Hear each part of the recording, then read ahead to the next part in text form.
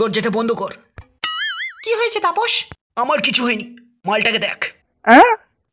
আপনি আমার এত উপকার করলেন, দয়া করে একটা আঙুল দেওয়ার আশ্রয় জোগাড় করে দিন। আশ্রয়? আমি? এই বিশাল আকাশ আমার ছাদ, আর এই জমিতে শুয়ে আমি তার আগুনে হ্যান্ডেল মারি। দেখো, একে চেনো? লোকে বলে আমার নাকি একে প্রথমবার দেখি মাল পড়ে গিয়েছিল। মাছের কানকো আর হনুমানের নুঙ্কু চুল বিক্রি করে 30,000 টাকা পেয়েছিলে।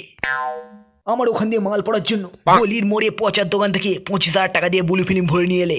একবার কি বৌদির কথা মনে পড়েনি?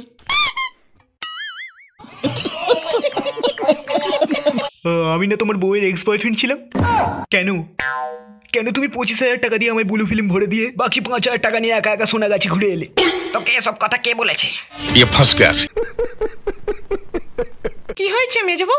দেখুন না মা, যেই আমি একটু ওয়োতে ঝাড় দিতে গেছি অমনি সুযোগ বুঝে আমার ঘরে এক থাবড়া মাল ফেলে দিয়ে পালিয়ে এসেছে। ছি ছি ছি, এ খুব অন্যায়। কিন্তু আমার তো মাল পড়েই না, আমি কি তাহলে মিথ্যে বলছি? হাফ লেডিস তুমি দেখবে চলো, সর্দির মতো 1 চামচ পড়ে আছে। আমাকে আর দেখাতে হবে না, আমি জানি।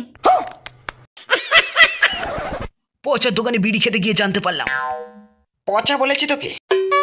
হ্যাঁ, ও সোনাগাছিতে 150 টাকার মাল পেয়ে সুখী হতে পারেনি বলে তোমার থেকে 500 টাকা ধার চেয়েছিল।